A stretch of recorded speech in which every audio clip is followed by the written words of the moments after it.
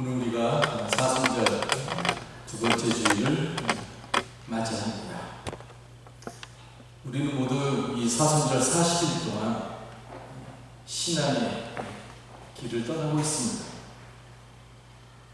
성경에서 40이라고 하는 숫자는 대단히 상징성을 지니는 숫자인데 우리의 삶에 어떤 변화가 일어나고 새로운 삶의 역사가 일어나고 무언가 창조적인 일이 일어나기 위해서 반드시 필요한 시간을 말하는 것입니다. 우리 모두에게, 특히 오늘 예배에 참석한 여러분 모두에게 사순절의 40일이 그러한 시간이 되기를 간절히 바라겠습니다. 그래서 이 사순절 기간을 통해서 우리들의 기도의 세포가 새롭게 살아나기를 소망합니다. 무감각하고 그저 그냥 대면하게 신앙생활 했던 우리들의 신앙생활에 새로운 활력의 바람, 하나님의 바람이 더 일어나게 되기를 바랍니다. 우리들의 언어가 바뀌고 우리들의 얼굴 표정이 바뀌고 우리들의 얼굴 빛이 바뀌고 무엇보다도 우리들의 내면의 삶이 더 깊어지고 더 정돈되고 더 정화되어 더 맑음을 유지하는 그런 사순절 기간이 되었으면 좋겠습니다. 특별히 우리들이 기도하고 고민하고 결심하는 일들이 이번 사순절의 기쁨의 기도를 통해서 새로운 변화를 맛보게 되기를 간절히 소망합니다. 우리가 지난 주일에 엘리야가 걸어갔던 광야 40일의 길에 대해서 생각해 보았습니다. 엘리야는 하나님의 도우심으로 그 유명한 갈멜산 전투에서 바알의 선지자 450명을 상대로 완벽하고 통쾌한 승리를 거두게 됩니다. 그러한 승리를 거두게 되면 지금 같아서는 어떻게 할까요? 이게 분명히 자기 동네에 가가지고 어떤 카퍼레이드 정도는 하지 않았을까요? 각종 매체는 엘리야의 갈멜산 전투를 앞다투어 속보로 보도했을 것입니다. 그리고 엘리야는 그 사건 이후에 얼마나 바쁘게 보냈을까요? 모르긴 몰라도 여기저기서 인터뷰 문의가 쇄도했을 것입니다. 분명 주변의 사람들이 엘리야를 가만히 두지 않았을 것입니다. 그 일을 가지고 여기저기 다니면서 오늘날로 말하면 어떤 간증 집회 수도 없이 약속이 잡히지 않았을까요? 하루아침에 슈퍼스타가 되어서 엄청나게 바쁜 일정을 소화하면서 살아갔을 것입니다. 그런데 실제로는 엘리야의 삶은 어떠했습니까? 우리의 기대와는 전혀 다르게 엘리야는 광야로 도망을 가야 했습니다. 그 이유는 갈멜산 전투에서 패한 바알신을 대변했던 이세벨이 분노하여서 엘리야를 가만히 두지 않고 잡아서 죽이겠다고 하는 소식을 엘리야가 들었기 때문입니다. 그래서 이세벨의 위협을 피해서 엘리야는 비참하게 도망자가 되어서 광야로 몸을 피신해야 했습니다. 엘리야가 첫 번째로 도망을 간 곳이 유대 남쪽에 있었던 브엘세바라고 하는 곳입니다. 이 브엘세바는 유대 남쪽에서 가장 남단에 위치한 그런 조그만한 마을입니다. 이세벨은 그 당시에 아합 왕의 와이프 왕후였는데 북이스라엘을 다스리고 있었던 왕후이기 때문에 일단은 우선 남쪽의 브엘세바로 엘리야가 피난을 갔던 것입니다. 그런데 거기서도 엘리야는 안전하다고 느끼지 못했는지 다시 일어나서 홀로 광야를 향해서 더 깊이 들어가게 되었습니다. 그리고는 하루 길을 더 걸어서 어떤 로뎀나무 아래에 앉아서 엘리야는 그곳에서 죽기를 간청하면서 기도를 드리게 됩니다.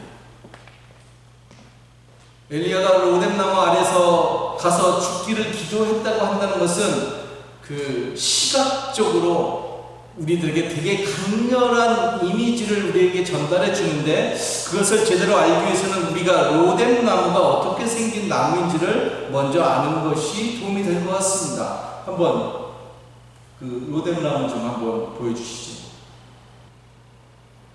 보이시죠? 이게 로뎀나무입니다. 이것이 광야에 있는 로뎀나무입니다.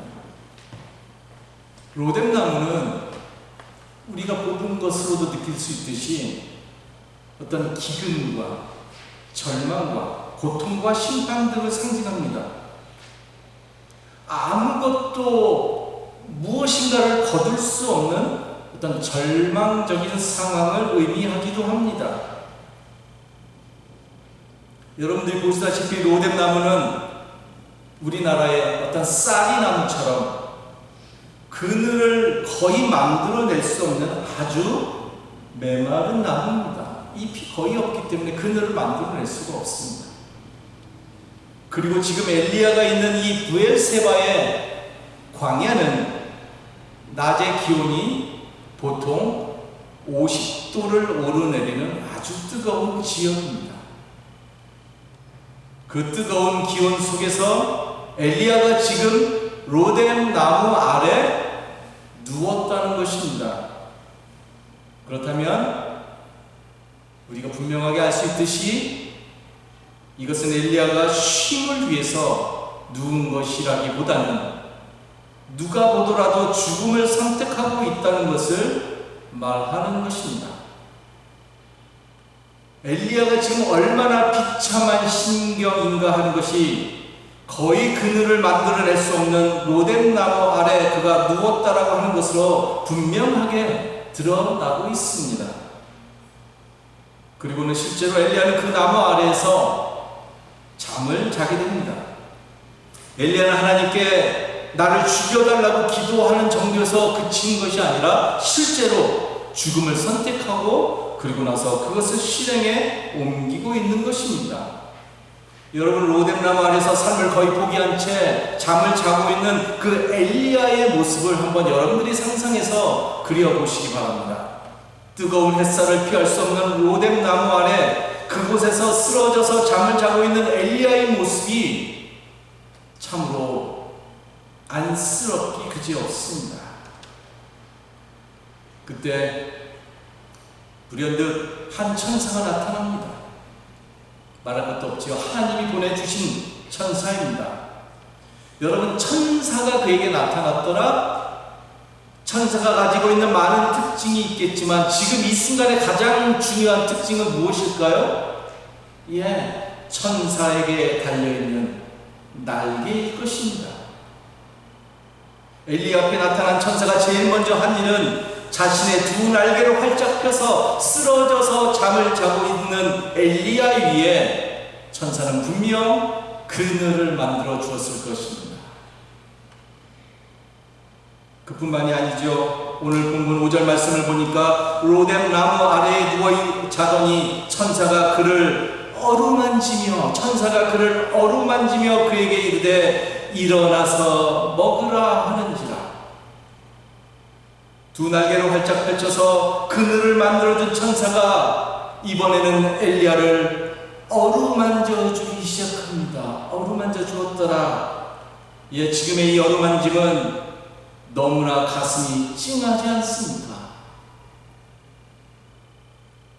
천사는 죽으려고 잠을 청한 그 불쌍하고 안쓰러운 엘리야의 마음을 가장 따스한 손길로 어루만지어 주면서 새로운 생의 에너지를 그에게 불어넣어주고 있는 것이었습니다. 그리고 천사는 엘리야에게 숯불에 구운 떡과 물을 주면서 2번씩이나 말을 합니다. 일어나서 먹으라.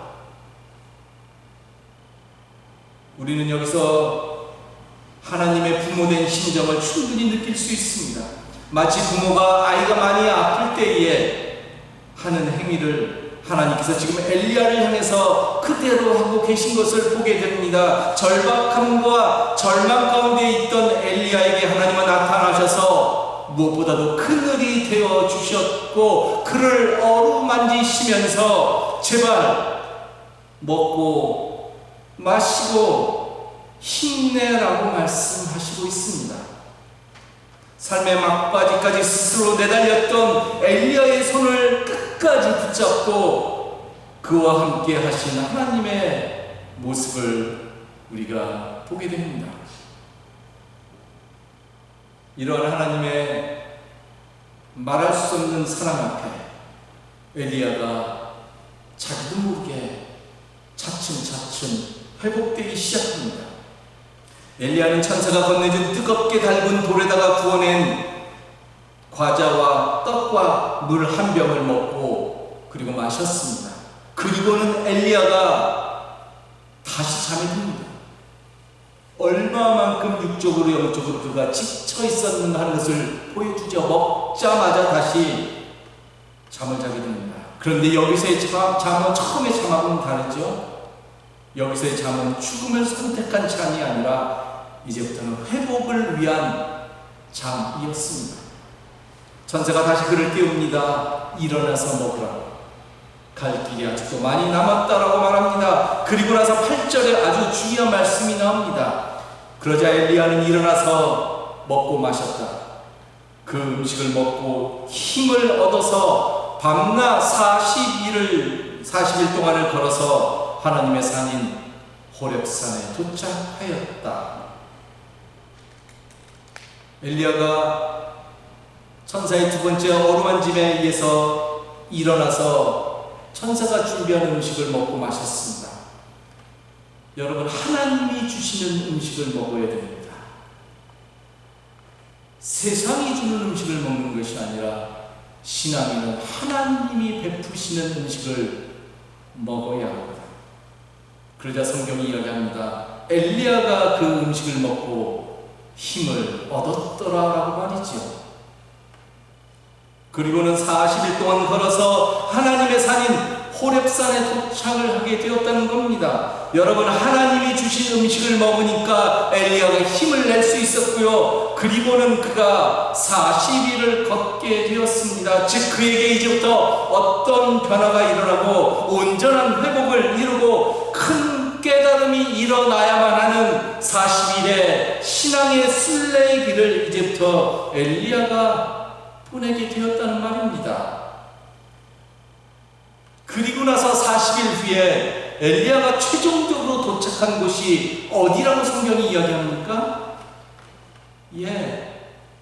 호렙산이라고 말합니다. 호렙산, 하나님의 산인 호렙산에 도착을 했다는 겁니다. 하나님이 주신 음식을 먹고 하나님이 주신 음식에 힘입어서 힘을 얻은 엘리야의 삶의 방향이 궁극적으로 어디였다라고 성경이 이야기하고 있습니까? 하나님의 산이었다라는 겁니다.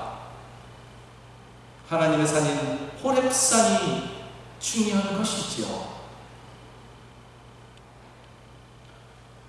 호렙산에 도착한 엘리야는 동굴에 들어가서 하룻밤을 보내게 됩니다. 그때 하나님께서 엘리야에게 나타나셔서 말씀하십니다. 그런데 40일을 보냈습니다. 그럼 우리는 무엇을 기대할 수 있습니까? 엘리야에게 나타나신 하나님, 엘리야야 수고했다. 너가 끝까지 버텨줘서 고맙다. 이런 거 기대할 수 있잖아요. 그런데 하나님이 이렇게 말합니다. 엘리야야, 네가 여기서 무엇을 하고 있느냐라고 묻습니다.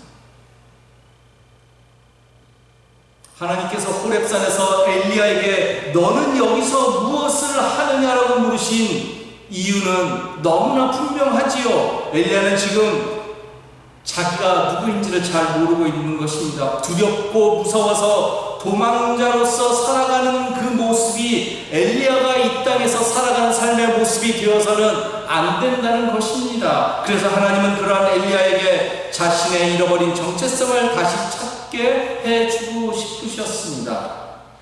하나님은 엘리야가 진정으로 자신이 누구인지 알기를 간절히 바라셨습니다. 하나님은 엘리야가 잃어버린 자기 정체성을 그래서 회복하는 인생으로 살아가기를 간절히 원하셨습니다. 지금 우리들의 말로 하면 하나님은 엘리야가 엘리야답게 살아가기를 간절히 바라셨다는 말입니다. 하나님은 오늘 여러분들에게 여러분답게 세상을 살아가라고 말씀하고 있다는 말입니다. 다른 사람의 삶 흉내내지 말고, 다른 사람이 지시하는 대로 세상 살아가지 말고, 여러분들의 인생을 여러분답게 살아가기를 하나님은 원하신다는 말입니다.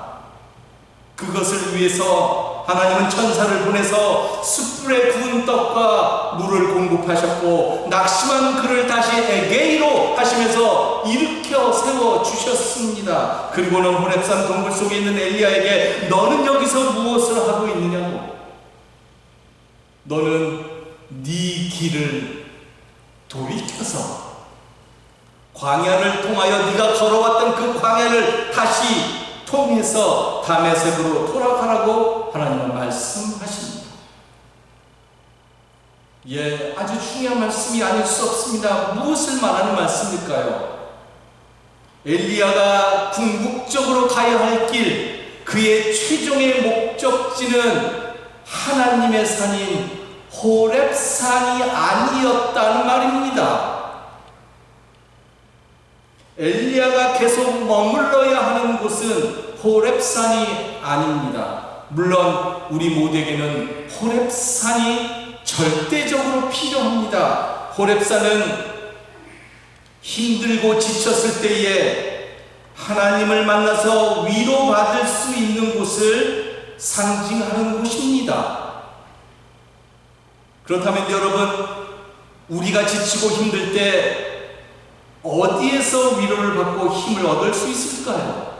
여러분이 세상을 살면서 지치고 힘들고 벼랑 가운데 있을 때에 여러분들은 어디에서 위로를 받고 어디에서 힘을 얻을 수 있을까요? 바로 여러분들의 호렙산, 바로 여러분들에게 허락하신 하나님의 호렙산에서 이 일이 이루어져야만 한다는 사실입니다.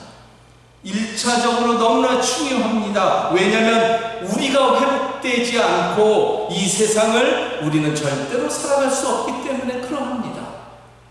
여러분들의 신앙이 그래서 회복되어야 합니다.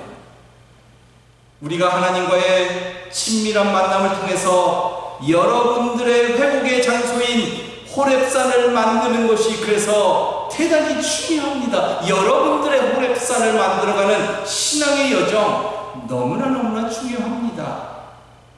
그러나 우리 모두에게 호렙산이 절대적으로 필요하지만 그러나 거기에만 머물러 있으면 안 됩니다.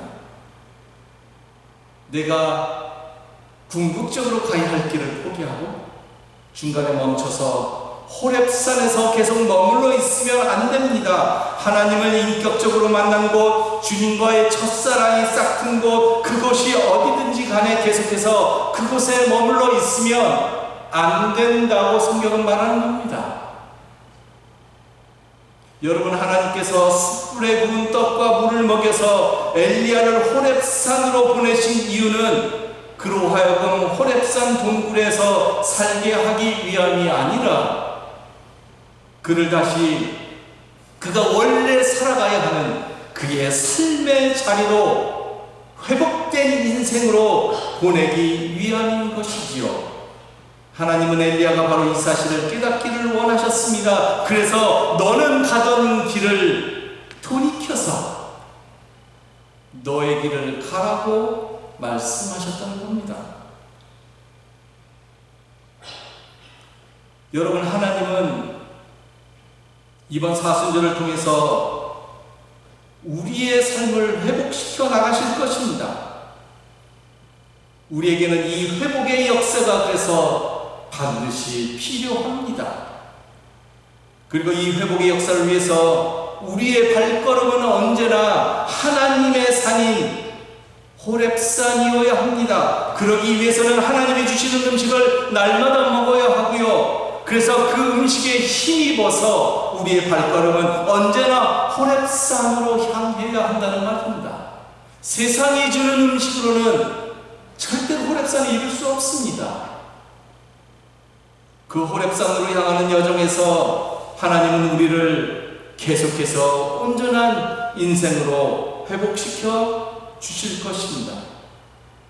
그러나 하나님이 우리를 진정으로 회복시키는 이유는 우리로 하여금 회복의 장소에 머물게 하기 위함이 아니라 그 회복된 영성을 가지고 그 회복된 신령을 가지고 이 세상에서 다른 사람들과 회복의 역사가 무엇인지를 보여주면서 그 역사를 이루면서 살아가기 위함임을 우리가 반드시 기억해야 합니다. 즉 우리로 하여금 참된 사명자로서의 삶을 살아가게 하기 위해서 하나님은 오늘 우리를 날마다 회복시켜 가신다는 사실이죠. 오늘도 하나님은 우리에게 묻습니다. 너는 여기서 무엇을 하고 있느냐? 너는 여기서 무엇을 하고 있느냐?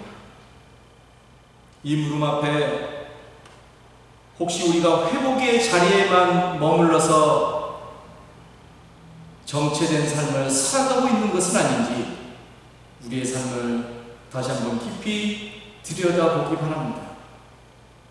우리의 삶의 정체성이 사명을 가진 삶임을 여러분 다시 한번 깨닫고요. 그래서 오늘도 하나님이 주시는 그 음식을 먹으면서 그 음식이 주는 힘 가지고 하나님이 원하시는 길로 생명의 일들을 이루면서 살아가는 우리 모든 식구들 되기를 다시 한번 간절히 기도하겠습니다.